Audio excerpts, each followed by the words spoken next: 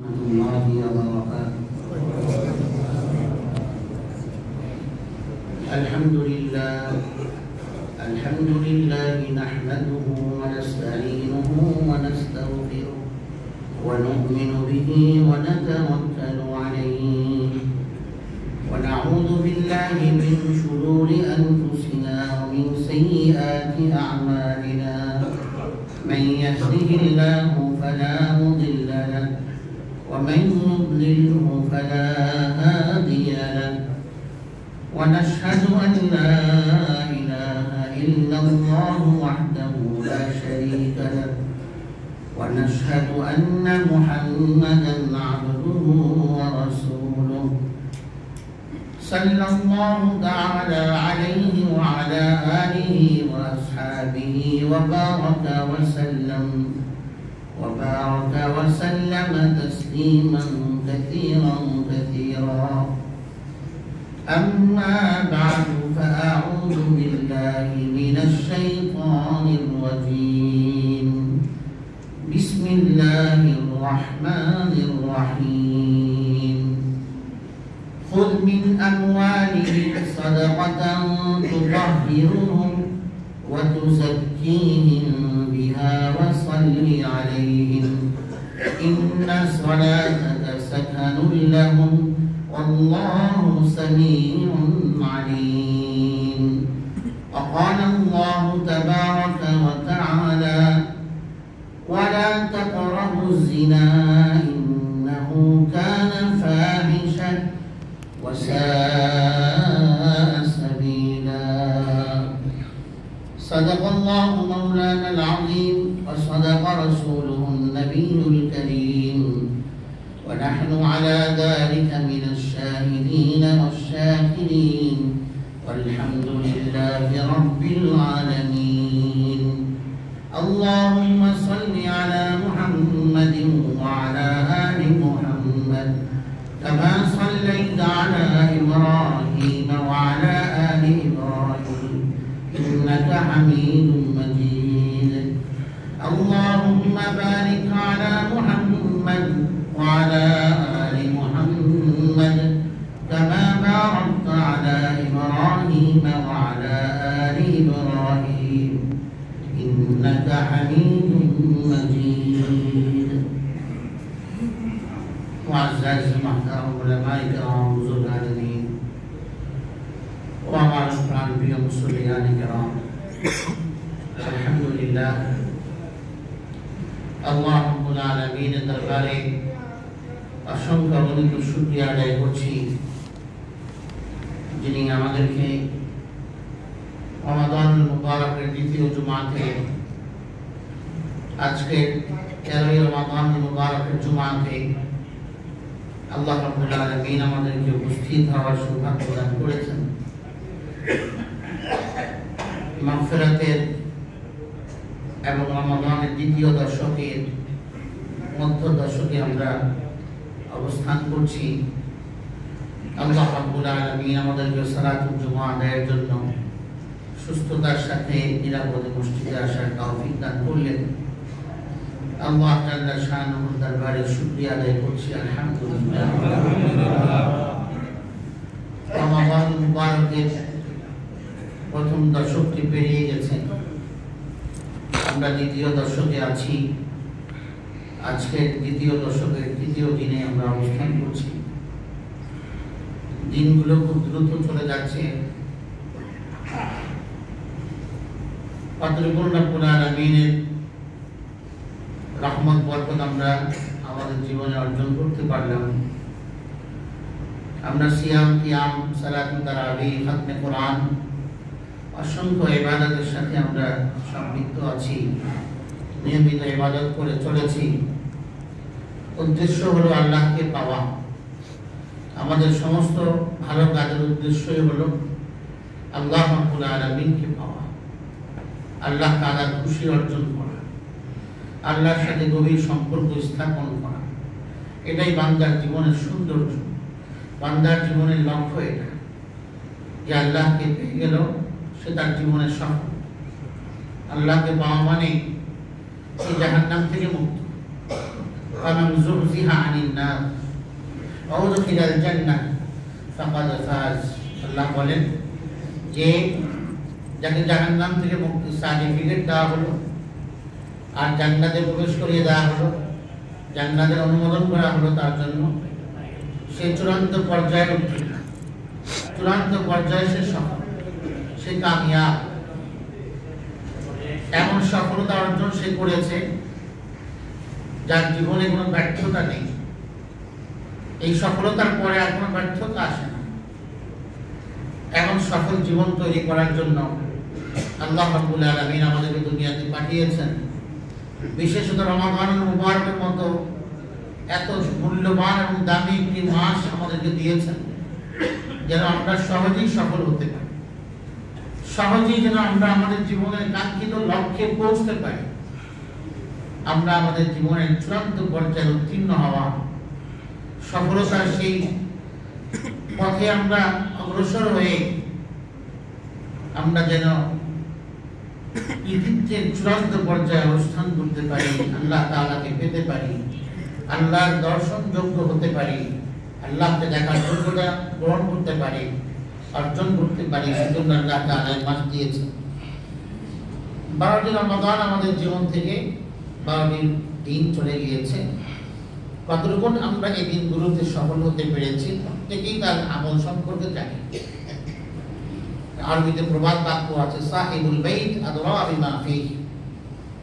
প্রত্যেক ঘরের মালিক জানে তার ঘরে কি আছে, অপরজন জানবে না। কার ঘরে কি আছে সেই ঘরের মালিকই জানে আমার ঘরে কি আছে। তো প্রত্যেক ব্যক্তি জানে আমি কতটুকু আমল করেছি, আমার সিয়ামকে আমি কতটা যত্নের সাথে সুরক্ষায় রাখতে পেরেছি আমি আমার সিয়ামকে। যেখানে হাদিসে রাসূল করিম সাল্লাল্লাহু আলাইহি ওয়াসাল্লাম এই কথা বলেছেন যে মান লাম ইয়াদা কাওলা যুরি ওয়াল আমাল বিহি ফালাইসা লিল্লাহি হাজা ফি আন ইয়াদা তাআমাহু ওয়া শারাবাহু। যে ব্যক্তি রোজা রেখে অপকর্ম ছাড়তে পারলো না, মিথ্যা ছাড়তে পারলো না, ধোঁকা ছাড়তে পারলো না, গুনাহ ছাড়তে পারলো না, দৃষ্টির হেফাজত করতে পারলো না, কানের হেফাজত করতে পারলো না, জবানের হেফাজত করতে পারলো না, এমন ব্যক্তির সিয়ামে আমার কি প্রয়োজন? আমার প্রিয় ভাই,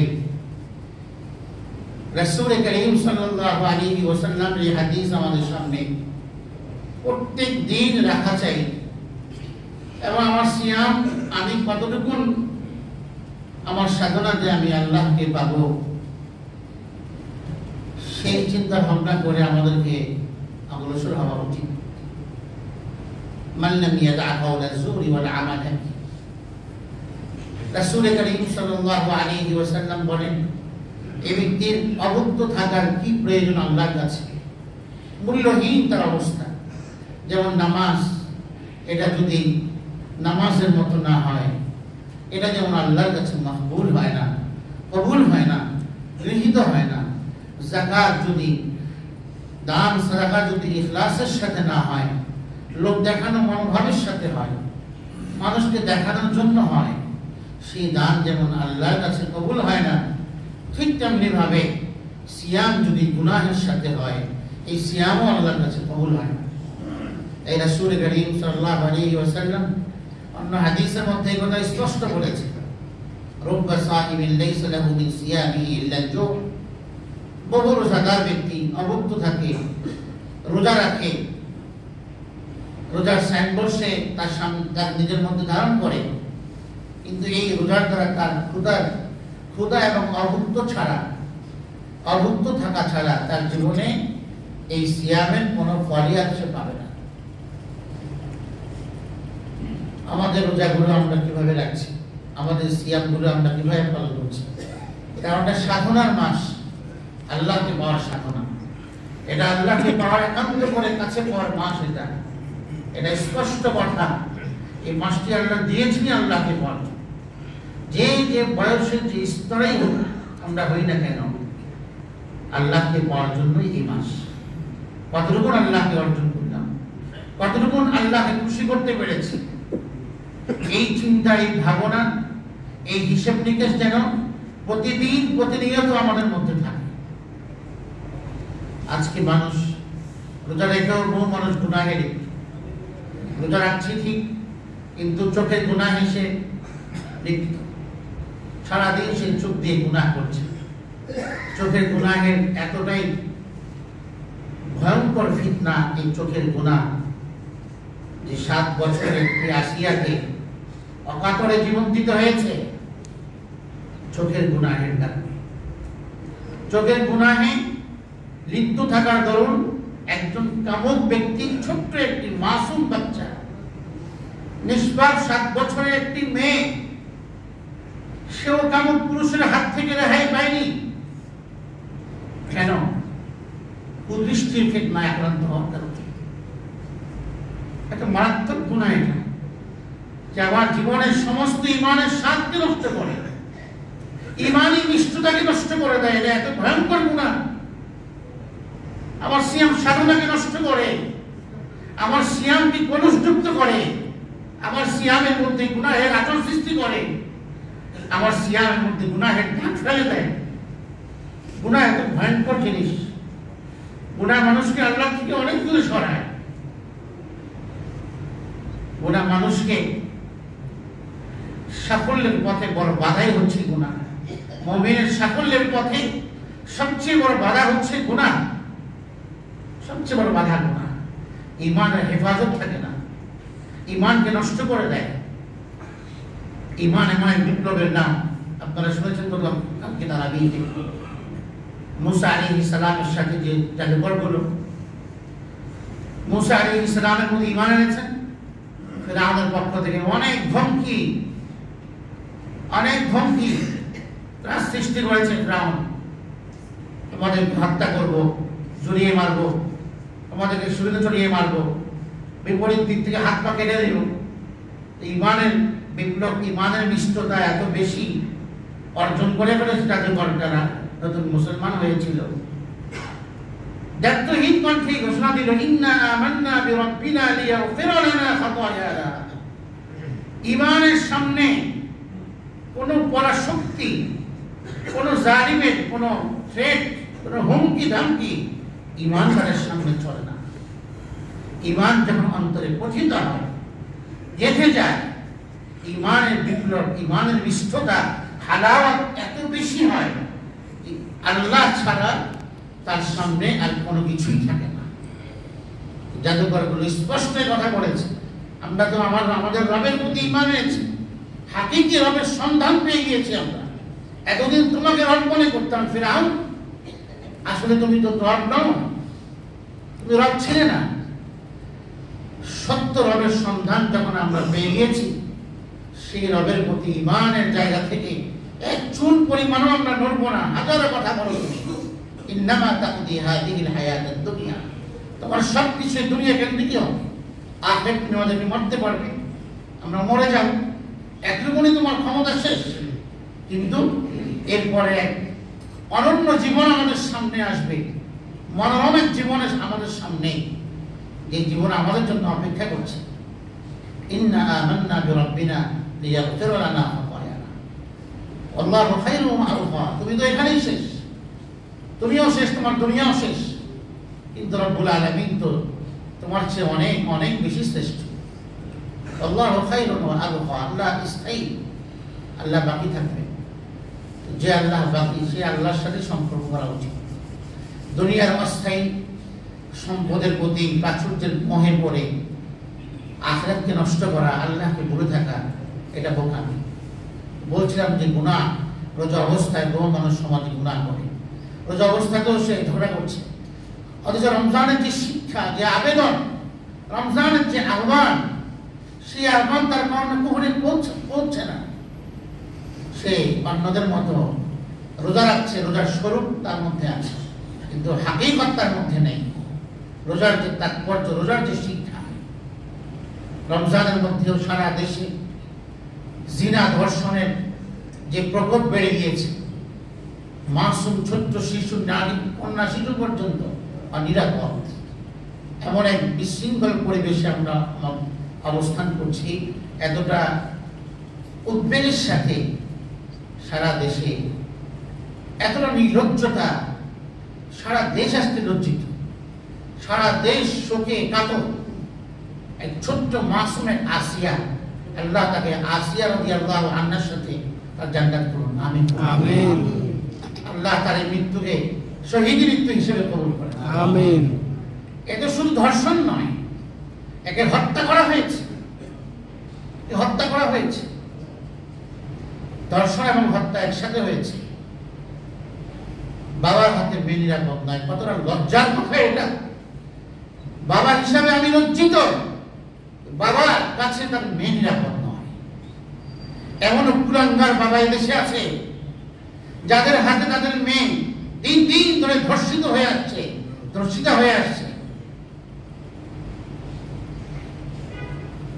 পৃথিবীর সকল বাবারা লজ্জিত এমন বাবা দেখি।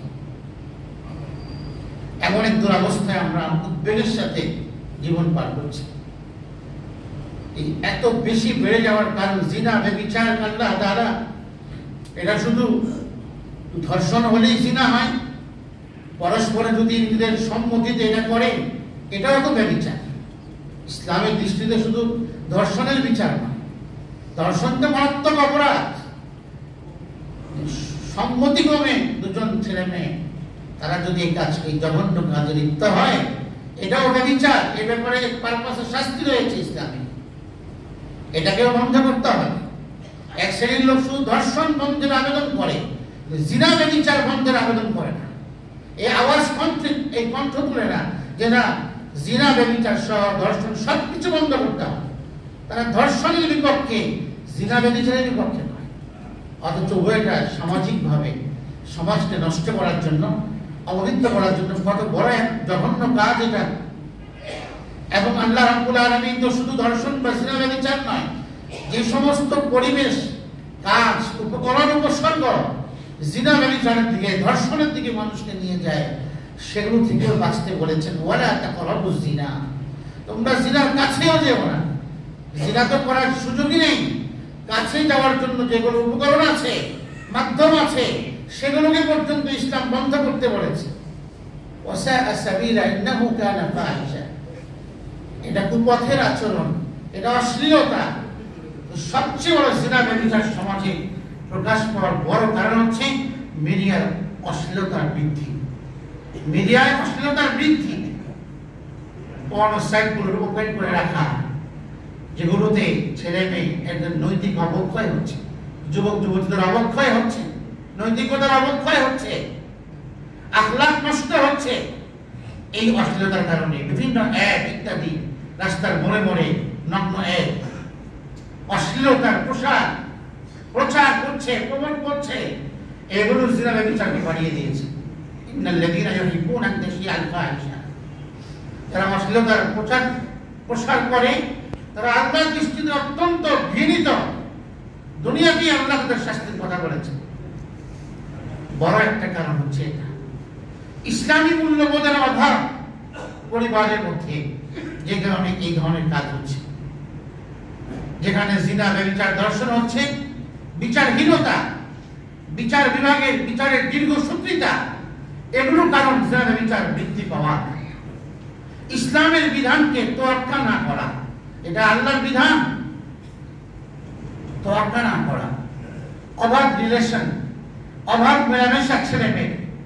এই জন্য প্রতিকারে যদি আসতে হয়, পরিবারের প্রত্যেক সদস্যদের মধ্যে ইসলামের মূল্যবোধ তৈরি করতে হবে, অন্তরে তাকওয়া ঢুকিয়ে দিতে হবে, আল্লাহর ভয় ঢুকাতে হবে। ছেলে মেয়েদেরকে নজরদারিতে রাখতে হবে, তাদের ফোন ব্যবহারকে সীমিতকরণ করতে হবে, সীমিত করতে হবে, নিয়ন্ত্রণে আনতে হবে। তাদের ফোনের ব্যবহারের তদারকি করতে হবে, নিয়ন্ত্রণ করতে হবে। এবং সন্তানরা তাদেরকে বন্ধু বানাচ্ছে, সন্তানদেরকে বন্ধু নির্বাচনে অভিভাবককে, সন্তানকে সাবধান করতে হবে, সচেতন করতে হবে তাকে বন্ধু বানাবে।